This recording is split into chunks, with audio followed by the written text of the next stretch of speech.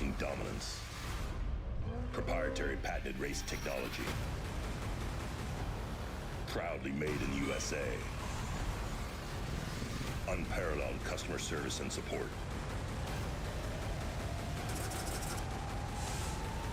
The choice of champions. King Shocks, the leader in off-road shock technology.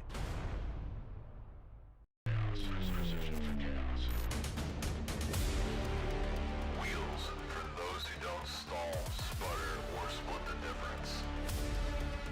Proven to get you where you need to be and take you where you never thought you'd go. Your path is fierce and turbulent, but you are made for this journey. KMC is made for this journey.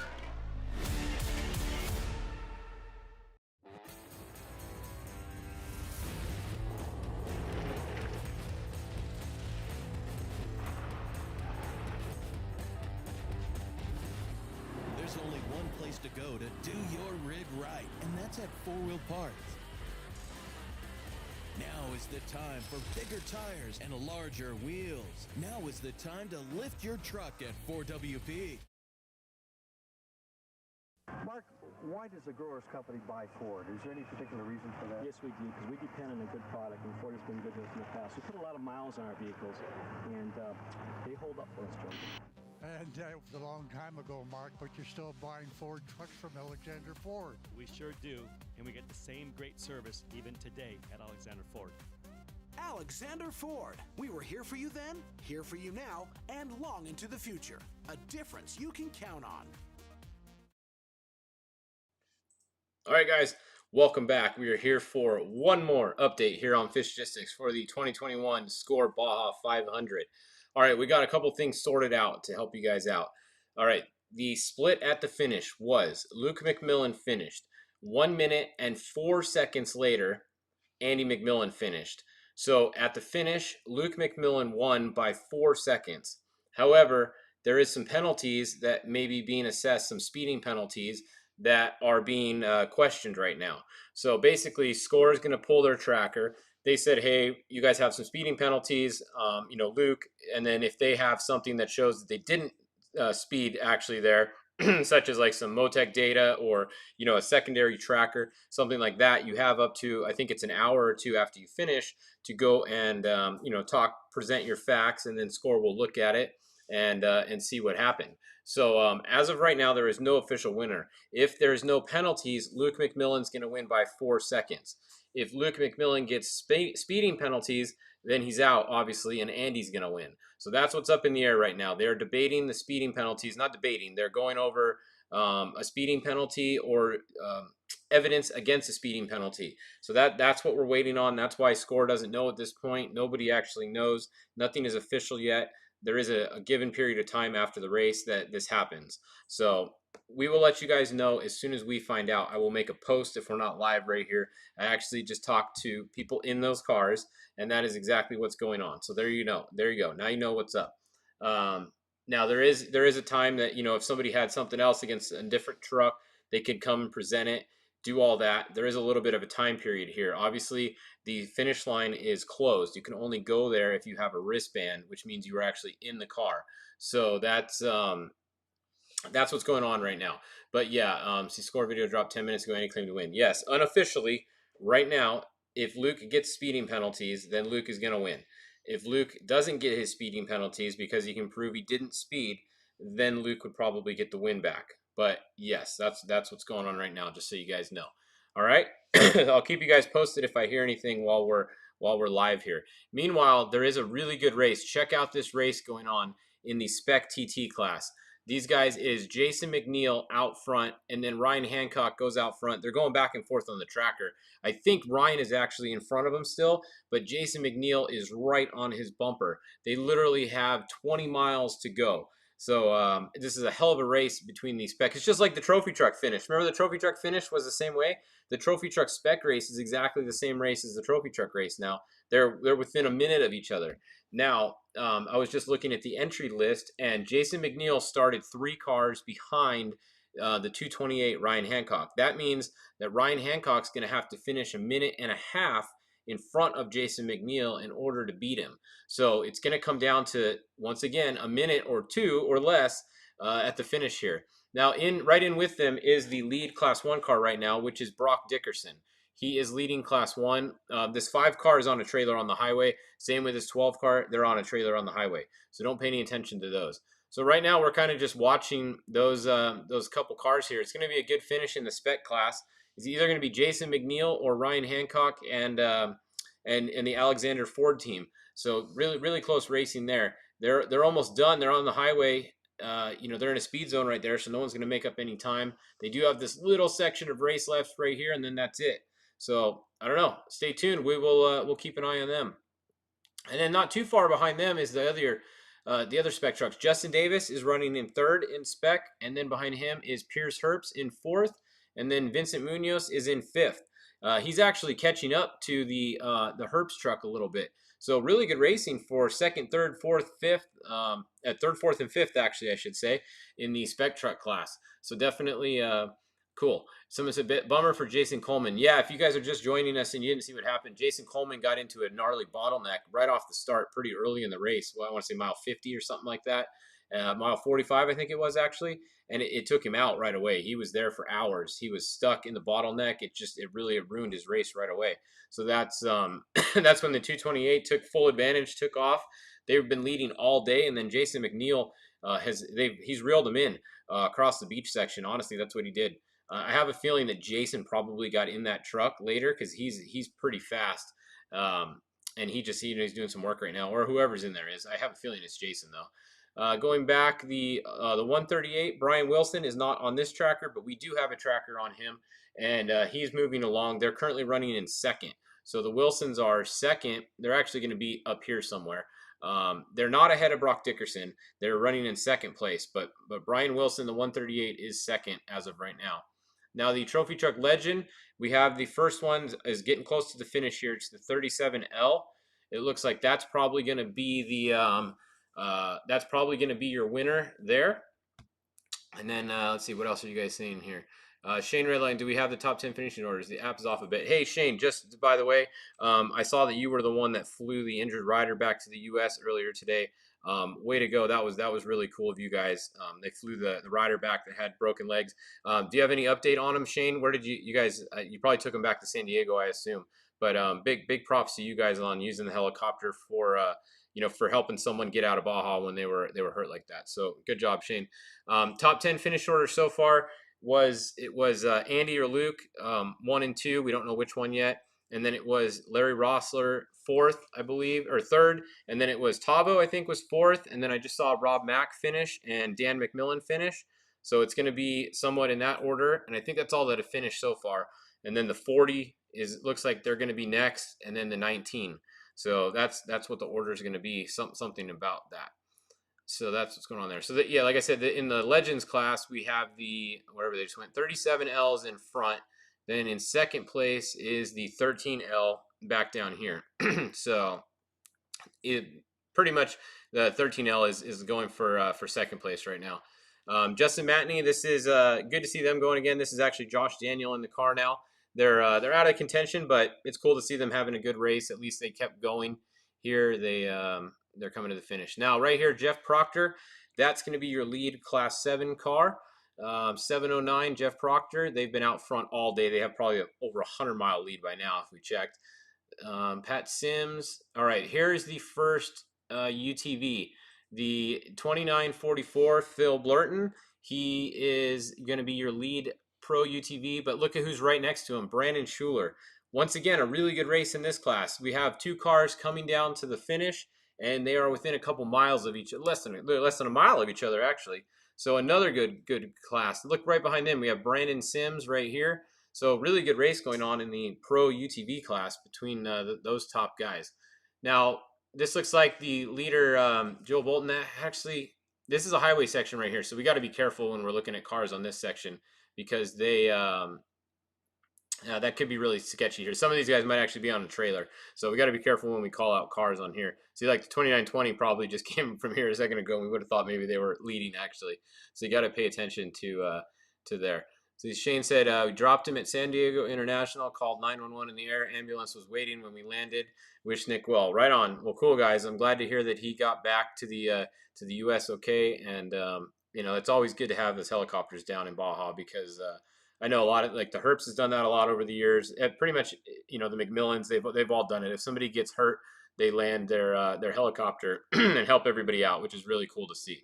So it's always nice knowing that those are in the air. Class 10. Let's see, where was the first class 10? I'm going to have to turn some of these other classes off. It's getting a little confusing here. All right, class 10 is 10:06. Freddie Willert. They have been leading pretty much all day, so they are still out front. The 10:09 is a little bit behind them now. They have a little bit more of a gap. Remember, they have to make up 7 minutes on the 10:09. The 10:09 started 7 minutes behind the 10:06, so they're going to have to finish at least 7 minutes in front of the 10:09 if they want to take the win on time. So got to pay attention to that when we're watching the class 10 race here. Now, what other classes? Let's go look at class 11. This is going to be the last update I'm probably going to do tonight. So we will, if you guys want to see someone else, let me know and make sure I give you guys an update before we sign off here. 1196, Alex Gonzalez. He's been going good all day. He's had the lead all day. They're at mile 191. So awesome to see them there. The 1169, 0 miles an hour, 2 miles an hour at one. So this is that big bottleneck. Yeah, here you go. Watch all these cars that are still in this bottleneck. Remember the one earlier? Yeah, look at all these cars still there.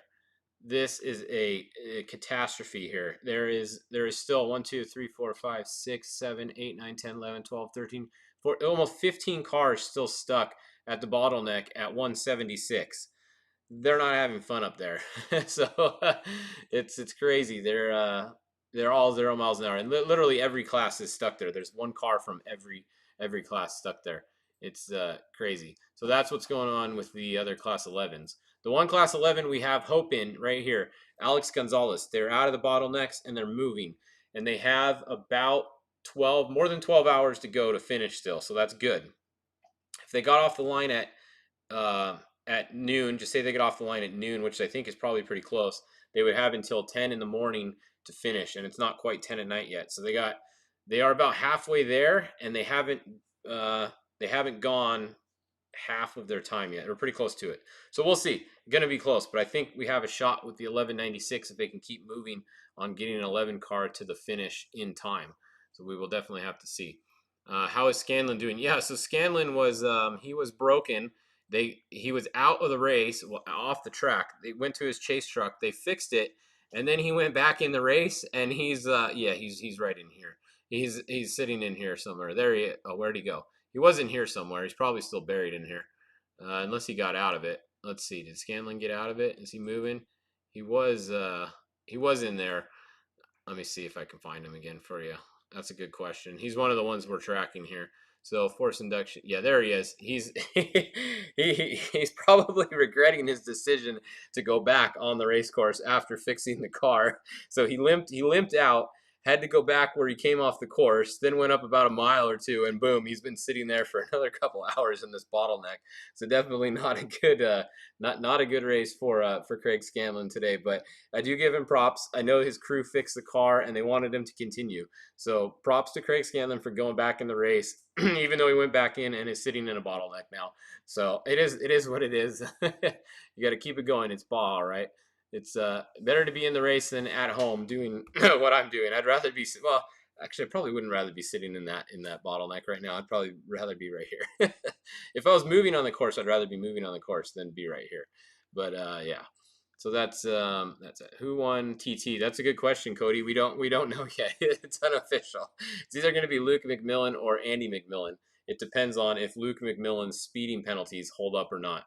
If he doesn't get speeding penalties, Luke McMillan's going to win. If he does get speeding penalties, then Andy McMillan is going to be your winner. If he doesn't get his speeding penalties, Luke is going to win by 4 seconds, which will be the closest score race in history that I know of. So let's see, best Baja race info at Fishgistics. Yeah, I only get my info from you guys. So if you guys weren't literally blowing up my phone, my phone is at it's at 0 battery. I've already charged it a couple times, so it's only because of you guys out there sending me this info that we know what's going on, and being able to read a tracking map. So that definitely helps too.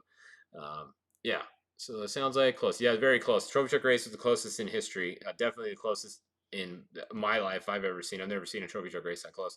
I've seen it like 30 seconds, maybe 20 seconds even. I haven't seen it 2 to 4 seconds or whatever it is. That's crazy for the win. That is.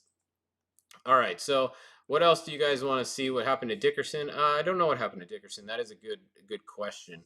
I haven't heard. Let's go back up and look at the spec trucks here. All right, so the 228, actually it looks like, oh, they haven't updated. So McNeil just updated again. Okay, so McNeil just updated, Hancock just up. They're on each other's bumpers. Hancock's going to be right in front of McNeil. The problem is, like I said, he has to finish a minute and a half ahead. I don't think it's going to happen. I think Jason McNeil is going to get him on time. There's not any racing left besides right here, and I don't think he's going to. I don't know. That's going to be really close, and trying to see it to get a split at the time. I'm not even gonna try, and not gonna happen. So the spec truck, we're probably gonna have to wait and see what score says on that one too. It's gonna be too close to call. Based on what I'm seeing on the tracker right here, I think Jason McNeil might barely have him just because of that start difference of where he started a minute and a half back. How about 37L? Well, they're right here, right in the middle of the screen. They are about to finish, and they will be, if they finish here, they will be the winner in that class. That's for sure. How about 10:06 Freddie, a Class 10 win? Yeah, so Mark, he is winning right now on course. He's first on course right now. He does have another car behind him that he has to finish 7 minutes ahead of. So the 10:06, Freddie Willard, Stan Potter, they're winning right now, but they have to make sure they finish 7 minutes ahead of the car that's behind them right now in order to get that win. So going to be a good race in Class 10. We had a good race in Trophy Truck. We had a hell of a race in Trophy Truck. We have a hell of a race in Spec Trophy Truck. We have a very good race in the UTVs in the Pro Turbo. We have a very good race in Class 10. So we have a lot of really good races going on at this race today. Wilson tracker is not working. Yeah, but that's okay because I have my own Wilson tracker. So here, you want to know where the Wilsons are? You come over here to the Fishgistics tracker. You click on them, and then you look at 9:16, 4 minutes ago. They were right there. So Wilsons were right here, which if we zoom out a little bit, we can kind of see where they were. They're right below the highway, about to jump on the highway. So if we, you can see where the Wilsons are right there. So if you come back over here, that means the Wilsons are right about here. So the other one car is going to be up here, 123. So the Wilsons are definitely behind Dickerson. They are going to be somewhere right around here. So they're probably about 10 miles behind Dickerson or so is going to be your first Wilson car there for you, Lucas, asking about them. Okay, so I'm being told that Andy won, which is like what we knew. They told him that he won. The only question is if Luke is going to get his speeding penalties or not. They were trying to get out of the speeding penalties by presenting proof that he didn't actually speed, which it is funny that Luke you wouldn't think he would speed. So maybe he'll be able to get out of it. I mean, he's pretty smart, and those trucks do have the limiters on them, the same exact limiter that Andy had. So, I mean, if he sped, and he's going to get penalties. The question is, if he didn't speed and the Stella was off or something was off and he can prove it, then maybe he'll get his win. Otherwise, Luke's going to be second and Andy's going to get the win. All right. So, yeah, let's see. What else are you guys saying? Wilson Tracker, thanks, Green Army. Yeah, so Green Army's right here. They are in third place. Justin Davis, he's running in third. So those of you looking for Green Army, he had a pretty good run going in his brand new truck. He just got it like last week, I think, too. Just drove it for the first time a couple days before the race. So yeah, he's in third. Then Pierce Herbst is in fourth. But yeah, on the spec truck win, see Jason McNeil 0, Ryan Hancock 3. It's too close to call again. I don't know. I will. I don't know. Bree's probably watching this update right now. Bree, if you hear anything or if you know of a time split, let us know what the actual physical time split is. I'd like to know. He's got to have a minute and a half on Jason McNeil in order to get the win, and it's gonna be very close. That's for sure. So, what else are you guys looking for? Anybody else looking for anything here before we sign off? 1985. Yeah, okay, we can go look at them. That's going to be the naturally aspirated class. Let's go look at them real quick. Or wait a second. Pro stock. Okay, let's look at the pro stock since I pulled them up. So we have Mike Caffro, the 39.55 is your leader in the pro stock UTV class, followed by, look at this, another good battle. We have Nick Bruce in the 39.53, about a mile behind him. So this is the race of good battles between first and second. So pro stock battling it out, and then we have Scott Trafton in the 39.50, a little ways back in third. Let's go find the naturally aspirated class. All right, we have Caden Wells is now in first. Zach Sideslove. So Zach was in first most of the day. He has now been passed. So that's a Honda being passed by Caden Wells. I think Caden's in a Polaris, isn't he? Somebody correct me if I'm wrong. And then the 1985 Adrian is back here in third. I don't know what kind of car that is. I wish it would say the kind of car on here. That'd be kind of cool. Then Kristen Matlock. Oh, no, we got the 1909 is in front. So the 1909 and then Kristen Matlock, who is moving again. She was stopped in bottlenecks earlier for a while. So that's them. Mark O'Neill, any news on 5X broken legs? Actually, we were just talking to Shane Redline above you, who's the guy the pilot who flew him out of there. I don't have any news on him. It was Nick on their team was the guy that was injured, and he is in a San Diego hospital thanks to Shane Redline. He flew him back to San Diego, got him to an ambulance, and got him in a hospital. I haven't heard any updates since then. If we do, Mark, I will, we'll make a post later. He was posting on his own social media earlier, so you might want to go on Nick's social media. He was actually, it didn't look very nice, but he was, he was in some pain and he was posting on there, which was at least good that he's able to do that. So if Luke does not get a penalty for speeding, he wins by how many seconds? 4. If Luke gets no penalties, if he gets his penalties taken away, he's going to win by 4 seconds over Andy McMillan. That is a split. He finished 1 minute and 4 seconds ahead of him physically. That is the split there. Justin Davis is in third. We just looked at that a second ago. He is almost to the finish, but the real question is right here. Is it Ryan Hancock? Okay, look, they both just updated. He's at 455.2, 455.0. He does not have a minute and a half on him. There is no way. They're too close. So this, wow, man, yeah, watch. Ryan Hancock's going to come to the finish, and they are gonna be, I think they're gonna get beat on time. It's really close, and they only have till right over here to be in the dirt, and it's really slow. Look, I mean, they're doing 19 miles an hour, and he's doing 24. Yeah, I think it's just a little bit too close. McNeil really put in some time on him on the coast, and just they haven't been able to shake him ever since then. So I think McNeil's gonna do the same thing as Andy right here, and come in and get him on there.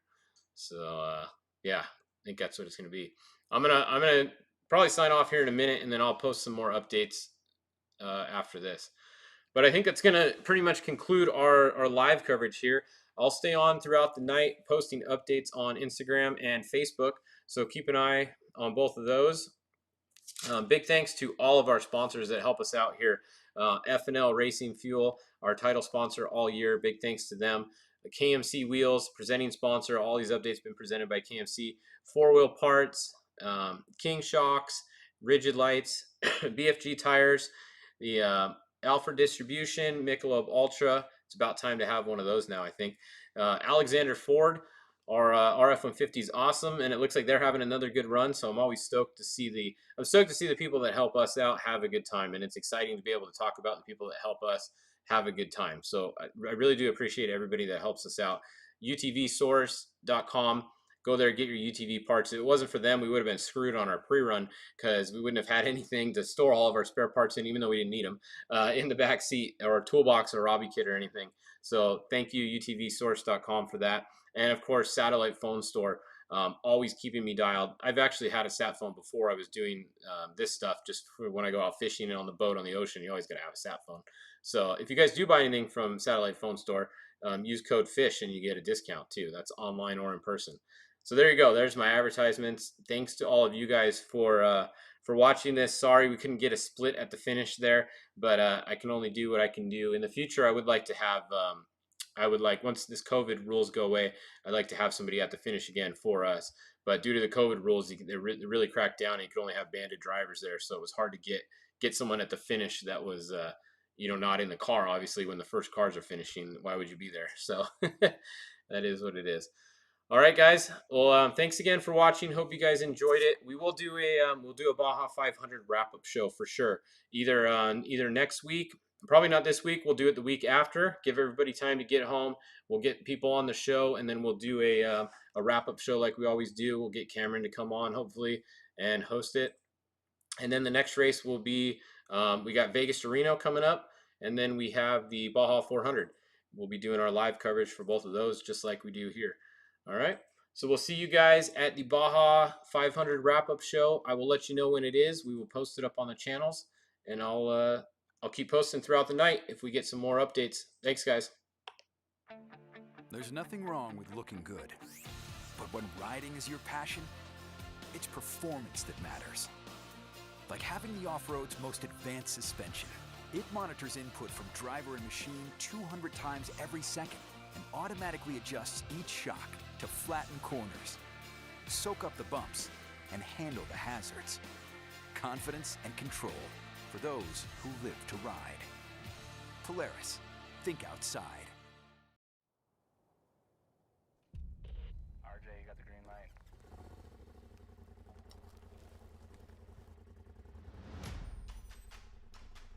Following Rigid's legendary quality, the all-new Adapt E-Series has a seamless beam transition and an integrated active power management system that will constantly monitor your vehicle's battery state. The Adapt E-Series will make adjustments to the light output, maximizing performance based on the vehicle's capacity. Designed with 3 unique optic combinations for close-range, slow-speed driving, moderate speeds, and long-range, high-speed driving. A seamless beam transition is achieved through an internal GPS, automatically adjusting optic zones and beam paths based upon the vehicle's speed. The Adapt E-Series, the next evolution in off-road lighting.